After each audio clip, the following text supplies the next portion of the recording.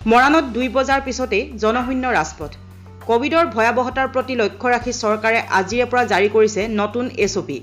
সেই অনুসৰি বিয়লি 1 বজাৰ লগে লগে সকলো দোকান পোহাৰ বন্ধ আৰু 2 বজাৰ পিছৰ পৰা সান্ধ্য আইন জাৰি কৰিছে।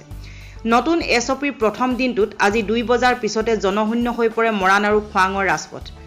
জৰুৰী সেৱাৰ সৈতে জড়িত 2-এখন ব্যক্তিগত বাহন চলাচল কৰিছে যদিও বিনা কাৰণত কোনো লোক ওলাই অহা পৰিলক্ষিত হোৱা নাই।